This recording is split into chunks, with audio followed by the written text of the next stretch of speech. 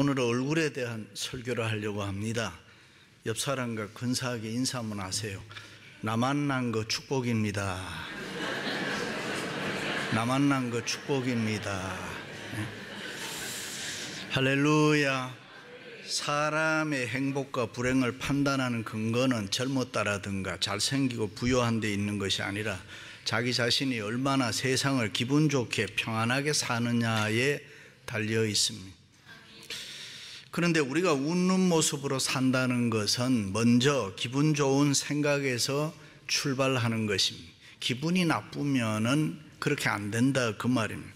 성악을 전공하시는 분들은 연습할 때 거울을 쳐다보고 웃는 표정으로 노래를 연습한다고 하잖아요. 행여라도 높은 음을 낼 때 인상이 구겨지면은 보는 사람이 힘들어요. 그래서 억지로라도 웃는 모습으로 연습을 한다고 합니다.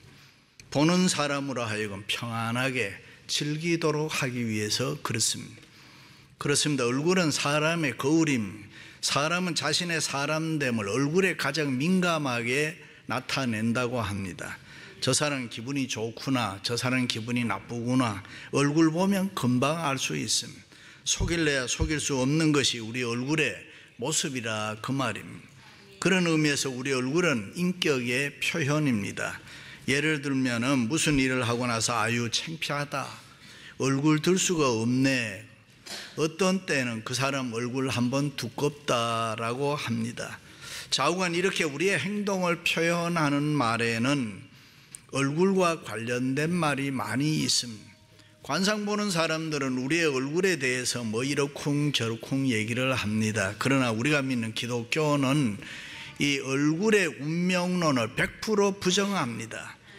우리의 얼굴이 어떻게 생겼든지 그가 내가 예수님을 믿고 하나님을 믿고 하나님의 자녀가 되고 하나님의 축복을 받는데 아무런 상관이 없다는 것입니다. 그러나 중요한 것이 있습니다. 그것은 어떻게 생겼느냐가 아니라 어떤 모습으로 내가 어떤 표정으로 세상을 살아가느냐 하는 것입니다. 일찍 링컨은 얼굴은 타고난 것이 아니라 세상을 살면서 만들어지는 것이다. 내 얼굴에 나타난 웃는 모습들은 수많은 고난과 시련을 극복한 내 신앙과 지혜의 모습이다. 그러므로 사람은 누구나 40이 넘으면 자기 얼굴에 대해서 책임을 져야 한다. 그렇습니다. 얼굴은 그의 인품이 빚어내는 최고의 예술이라고 합니다. 기쁘고 즐겁게 살면은 자연히 얼굴이 편안하고 웃는 모습이 됩니다. 슬프고 괴롭게 살면은 자기도 모르는 사이에 어둡고 힘든 얼굴의 모습을 가지게 됩니다. 항상 원망하고 불평하고 짜증스럽게 살면은 비판적으로 부정적으로 내 얼굴이 변해버리는 것입니다. 웃는 얘기로 돈 너무 좋아하면은 얼굴 색깔이 달러 색깔로 바뀐다 그러잖아요. 그러므로 우리들은 그러면 그렇지, 나는 하나님이 세상에 만든 최고의 걸작품이다. 나만큼 축복받은 사람이 있으면, 나만큼 은혜 받은 사람이 있으면 세상에 한번 나와봐라. 기쁨과 감사와 평안이 넘치는 웃는 모습으로 우리는 살아가야 될 줄로 믿습니다. 할렐루야. 오늘 전도하다가 잡혀온 스데반의 얼굴에 대해서 성경은 공회 중에 앉은 사람들이 다 스데반의 얼굴을 주목하여 보니 그 얼굴이 천사의 얼굴과 같더라. 얼마나 아름다운 모습이었으면 이렇게 표현했겠습니까? 오순절 성령 강림 후에 교회가 놀라운 기적과 이적이 일어나므로 수많은 사람들이 교회에 몰려왔습니다. 그래서 교회가 급성장하면서 사람들이 너무 많으니까 12명의 사도가 감당할 수가 없었습니다. 그래서 교회가 결정한 것은 따로 7명을 선발해서 사역 일부를 그들에게 전적으로 맡겨서 그 일을 감당하게 하는 것이었습니다. 그 뽑힌 사람들은 성령과 지혜가 충만하고 사람들에게 칭찬받는 사람들이다. 우리말 성경에는 집사라고 합니다만은 헬라 성경에는 집사라는 말이 없습니다. 7명 중에 1명이라고 되어 있습니다. 이들에게 주어진 일은 헬라어로 디아코니아. 여기 디아코니아라는 단어는 구제로 번역될 수도 있고 섬김으로 번역될 수도 있고 교회에서 하는 봉사, 모든 사역을, 교회에서 하는 사역을 총칭하는 말입니다.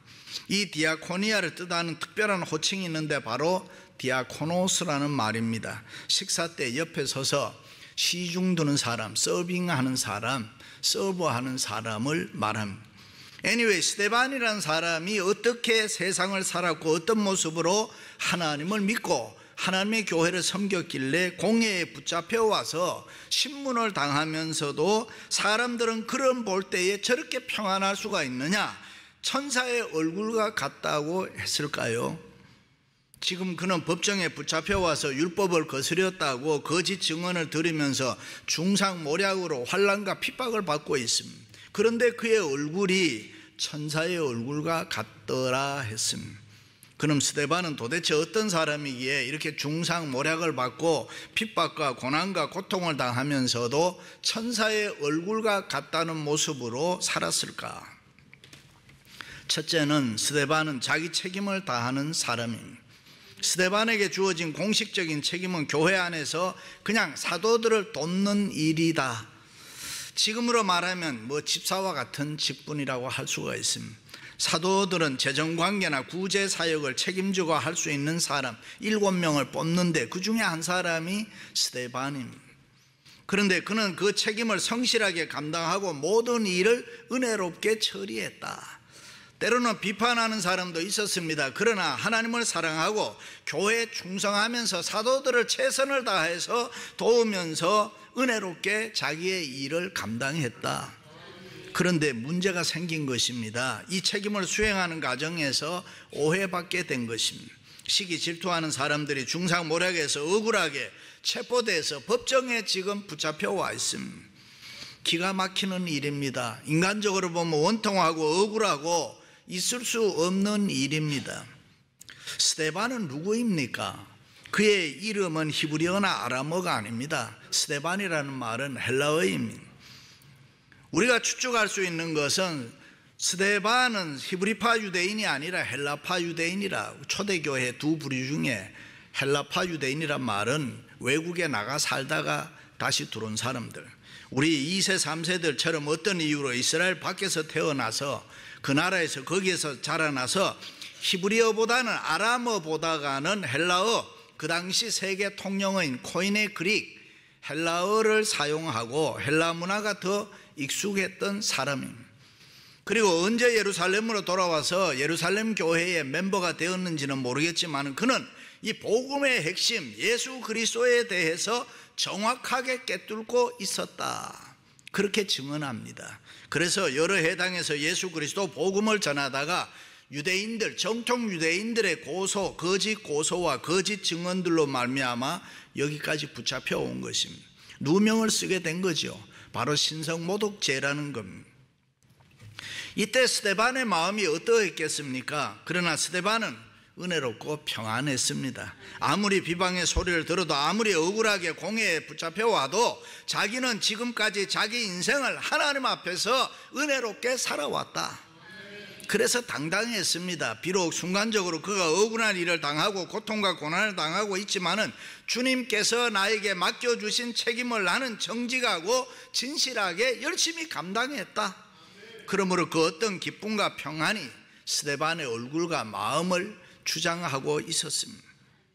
그렇습니다. 오늘을 사는 우리 모두는 다른 부르심, 그러니까 우리 각자는 각각 하나님 앞에서 나름대로 다른 부르심을 받았지만은 오직 복음을 시종드는 디아코노스인 것입니다. 그러므로 우리가 하나님과 복음을 위해서 아무리 애쓴다고 할지라도, 교회를 위해서 아무리 힘쓴다고 할지라도 우리가 받을 영광은 아무것도 없습니다. 왜냐하면 우리는 주님의 종이기 때문입니다. 우리 중에 어느 누구도 복음의 주인이 아닙니다. 복음의 주인은 오직 한 분, 주 예수 그리스도밖에 없는 것입니다. 어떤 사람은 복음을 심는 사람이 있습니다. 어떤 사람은 복음을 잘 자라게 하기 위해서 물 주고 애쓰는 사람도 있습니다. 그러나 우리가 취할 영광은 없습니다. 스데반은 누가 뭐라고 해도 자기는 하나님 앞에서, 교회 앞에서 이 섬김의 책임과 교회 밖에서의 전도의 책임을 자기는 가장 성실하게 책임 있게 감당했다. 그래서 그의 마음은 기쁨으로 충만했을 것이고, 내가 하나님의 일을, 내 맡겨준 일을 열심히 했기 때문에 천사의 얼굴과 같이 나타났을 것입니다. 할렐루야. 그렇습니다. 구원받은 성도에게 이 섬긴다는 것, 그리고 전도보다가 더 중요한 일은 없습니다.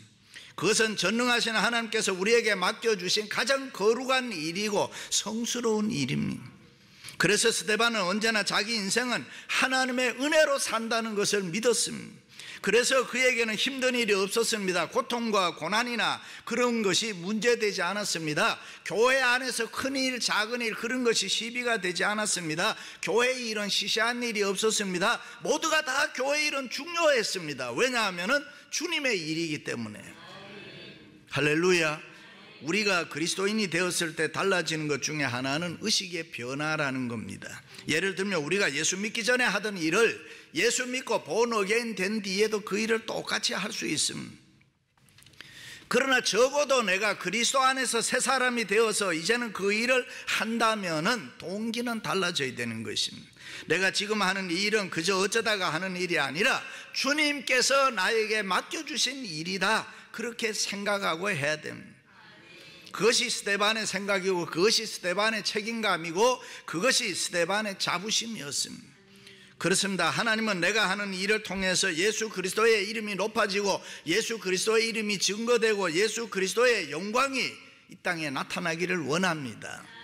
그런데 그 모든 일은 하나님의 은혜로만 할 수 있기 때문에 스데반은 그것을 믿었기 때문에 하나님의 은혜 위주로 살았습니다. 그래서 그는 언제나 기뻤습니다. 그는 언제나 즐거웠습니다. 하나님의 은혜로 하니까 안 되는 일이 없었습니다. 하나님의 은혜로 감당하니까 모든 일이 다 기쁘고 즐겁고. 할렐루야. 그렇다면 우리의 모습은, 우리의 삶의 스타일은 달라져야 되잖아요. 하나님의 자녀답게 우리도 살아야 되잖아요. 그 가장 기본이 뭐냐면 하나님의 은혜로 사는 거예요. 오늘 또 우리가 신앙생활을 시원하게 하지 못하고 교회 나올 때마다 언짢은 게 있고 아직도 내 마음에 못 이룬 소원이 있어서 답답해하고 있지는 않습니까? 하나님 앞에서 은혜의 삶을 살지 않아서 그렇습니다. 내가 가는 길, 우리 가정, 직장, 사업, 우리 교회를 하나님이 어떻게 간섭하시고 다루시며 은혜로 역사하시는가를 우리가 잘 모르기 때문에, 우리가 얼마나 복받은 사람이고 우리가 얼마나 축복받은 사람인지를 잘 모르기 때문에 아직도 아픔이 있고 고통이 있고 원망과 불평과 낙심과 좌절이 우리에게 있는 것입니다. 그렇습니다. 우리는 하나님 때문에 은혜로운 삶을 살아야 될 줄로 믿습니다. 할렐루야. 사람 관계도 은혜로 해야 되고 사업도 은혜로 해야 되고 교회 섬기는 것도 하나님의 은혜 속에서 답을 찾아야 되고. 그러므로 세상 살 때 너무 따지며 살지 마세요. 너무 빡빡하게 살지 마세요. 너무 피곤하게 살지 마세요. 그저 하나님의 은혜로 사시기를 바랍니다. 지금까지 지내온 거 주의 크신 은혜일세. 믿으시면 아멘. 그래서 아이들을 볼 때도 은혜로 사는 사람은 조건이 없습니다. 속상해할 것도 없어요. 그저 하나님의 은혜를 주시면 잘 됐다. 은혜로 사는 사람은 지금까지 하나님의 은혜를 받은 것이 사실일진데 앞으로도 내가 하나님의 은혜로 살 것을 믿기 때문에 마음이 평안합니다. 웃음으로 살아가는 것입니다. 할렐루야. 두 번째, 스데반은 하나님께 순종하는 사람이었습니다. 스데반이 지혜와 성령으로 말함을 그들이 능히 당하지 못하여. 스데반의 입에는 성령이 충만해서 하나님의 말씀이 막 쏟아져 나왔다. 그의 말에는 성령의 능력과 권세가 있었다. 그런데 스데반이 죽음을 앞에 두고 있을 때 누가복음에 누가는 이렇게 표현합니다. 스데반이 성령 충만하여 하늘을 우러러 주목하여 하나님과 예수 그리스도를 바라보았다. 할렐루야. 그렇습니다. 우리가 내가 지금 어떤 상황과 환경에 있는 것보다 훨씬 중요한 것은 지금 우리가 무엇을 바라보고 사느냐, 내가 지금 무엇을 바라보고 있느냐에 따라서 내 모습이 달라지는 것입니다. 지금 스데반이 그 두려운 사내들인을 보았다면 두렵고 떨었겠지요. 그 무서운 법정에 붙잡혀 와 있으니까요. 겁나고 위축되었겠지요. 그러나 스데반은 하늘을 우러라 하나님을 바라본 것입니다. 그때에 시내산에서 내려올 때 광채로 가득했던 모세의 모습이 이 스데반에게 나타났다. 그래서 하나님이 스데반을 마치 변호하는 것 같습니다. 스데반 그런 사람 아니야. 스데반은 율법을 어긴 적이 없어. 마치 모세 같았어. 그런 스데반의 모습을 사람들이 보았다 그랬습니다. 지금 스데반에 잡혀온 사내들인 공회는 아무나 참석할 수 있는 게 아니잖아요. 힘이 있다고, 돈이 있다고, 권력이 있다고 뭐 거기에 참석할 수 있느냐, 그런 곳 아닙니다. 이 사내들인 공회는 온 이스라엘 가운데 오직 70명, 제사장 가운데서 24명, 그 다음에는 이 장로 중에서 24명, 서기관 중에서 22명, 그래서 70명만 참석할 수 있는 그 당시 이스라엘의 최고의 의결기관, 법정입니다. 무서운 곳입니다.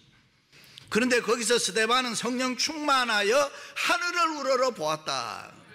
그러니까 그 환경과 분위기가 더 이상 스데반을 짓누르지는 못했다. 이것이 진리입니다. 사실보다 진리가 더 중요한 것입니다. 그렇습니다. 우리가 어떤 일을 할 때 우리 혼자서 책임을 감당한다면 무슨 일이든지 그것은 참으로 어렵고 힘이 듭니다. 이 세상에 쉬운 일 없잖아요. 세상살이가 만만합니까? 특히 이민자의 삶은 더욱 그렇습니다. 그러나 우리가 하나님 앞에 하나님의 말씀에 전적으로 순종할 때는 모든 일을 감당할 수 있는 하나님의 능력과 은혜를 하나님이 주신다. 오늘 또 성령께서는 하나님 앞에 순종하는 사람들이 이 하나님의 일을 감당할 수 있도록, 수행할 수 있도록 그들의 삶을 간섭하시고 주장하시고 필요한 능력을 주시고 은혜를 베풀어 주실 줄로 믿습니다. 할렐루야. 영어로 책임이라는 말이 responsibility입니다. 이 단어는 두 개의 단어, 즉 response라는 단어와 ability라는 능력이라는 단어의 합성어예요. 다시 말해 우리가 하나님의 말씀에 순종하고 올바르게 응답될 때에 그 명령을 수행할 수 있는 능력을 하나님이 우리에게 주신다. 믿으시면 아멘.